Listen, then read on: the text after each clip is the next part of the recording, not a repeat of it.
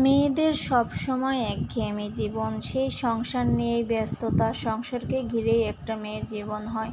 তবুও মানতে হবে, কারণ আমরা মেয়েরা, আমাদের মেয়েদের এটাই জীবন। সো হ্যালো এভরিওয়ান, আসসালামু আলাইকুম। সবাই কেমন আছেন? শেয়ার করছি আমার গত দিনের ভিডিও। তো ঘুম থেকে উঠে আমি আমার বিছানাটা সুন্দর করে গুছিয়ে নিলাম। তারপর আগের কিছু জামা কাপড় ছিল সেগুলো ভাঁজ করে নিলাম। অফলাইনে আমি আমার অন্য বেডটা অনেক সুন্দর করে কুশন দিয়ে পুতুল দিয়ে গুছিয়ে নিয়েছি।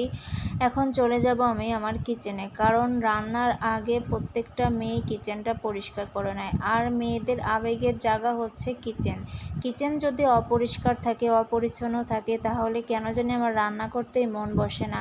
আমি এখানে আমার গত দিনের থালাবাটি ধুয়ে রাখা সেগুলো র্যাকে রেখে দিব সুন্দর করে গুছিয়ে। এরপর আমি আমার গ্যাসটা পরিষ্কার করে নিচ্ছি, কারণ রান্নার আগে চুলা পরিষ্কার না থাকলে রান্না করতেই মন চায় না। এখন আমি ফ্রিজ থেকে, যদিও এটা আগের নামিয়ে রেখেছি গরুর মাংসটা, এখন আবার পানি দিয়ে ধুয়ে নিচ্ছি সুন্দর করে। এখন আমি আমার গরুর মাংসের জন্য পেঁয়াজ আলু কাটতে চলে যাব। আমি সব সময় গরুর মাংসের ক্ষেত্রে আলুটা একটু বড় করেই কাটি, কারণ আলু যদি বড় করে না কাটি আমার কাছে দেখতেও ভালো লাগে না, খেতেও মজা লাগে না, আর আলুটা একেবারে গলেই যায়, এই জন্য হালকা বড় করে রাখি।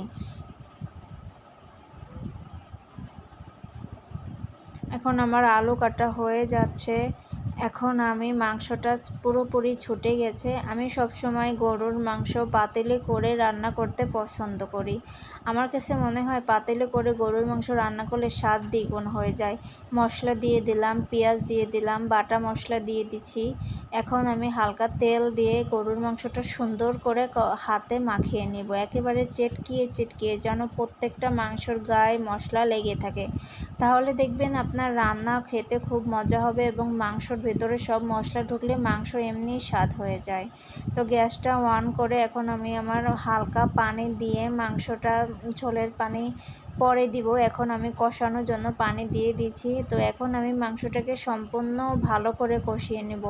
একটা কথা মনে রাখবেন, আপনি আপনার যে কোনো মাংসর ক্ষেত্রে যদি সুন্দর করে ভালো করে কষিয়ে নেন, তাহলে আপনার মাংসটা খেতে বেশি সুস্বাদু হয়। এখন আমি অনেক সময় নিয়ে মাংসটা কষিয়ে নেব, যেন সুন্দর করে প্রত্যেকটা মাংসর গায়ে ভালো করে মশলা লাগে। এক্ষেত্রে আমি আলু দিয়ে দিচ্ছি। এখন আলু দেওয়ার কিছুক্ষণ কষিয়ে আমি সবসময় গরুর মাংসে গরম পানি ব্যবহার করি, কারণ আমার কাছে মনে হয় গরুর মাংসে গরম পানি ব্যবহার করলে মাংসের স্বাদ দ্বিগুণ হয়ে যায়, এবং কি মাংস সেদ্ধও ভালো হয়। তো এই যে আমি ঝোলের পানি দিয়ে দিয়েছি।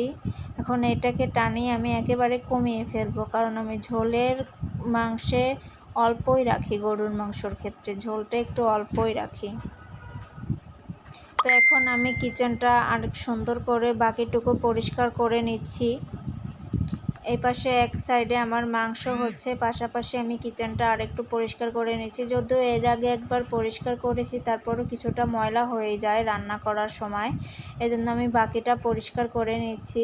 সুন্দর করে ভীম লাগিয়ে আমি আমার সিঙ্কটা সুন্দর করে পরিষ্কার করে নিচ্ছি, কারণ আমার সিঙ্কটা যদি একেবারে পরিষ্কার না থাকে রান্নাঘরে থাকতেই ভালো লাগে না। রান্নাঘরের সৌন্দর্য হচ্ছে রান্নাঘর পরিষ্কার। আপনার রান্নাঘর যতটুকুই হোক না কেন, ছোট হোক বড় হোক, রান্নাঘর যদি পরিষ্কার থাকে তাহলে আপনার রান্নাঘরের। তো আমার রান্নাটা হয়ে গেছে। এখন আমি ঘরটা ঝটপট করে ঝাড় দিয়ে নেব, কারণ আমার ওই পাশে আবার কম্পিউটারের ক্লাস আছে, আমার ওখানে যা লাগবে। তো ঘরটা সুন্দর করে ঝাড় দিয়ে এখন আমি ঘরটা মুছে ফেলবো। মুছে আমি আমার খাবার খেয়ে নেব।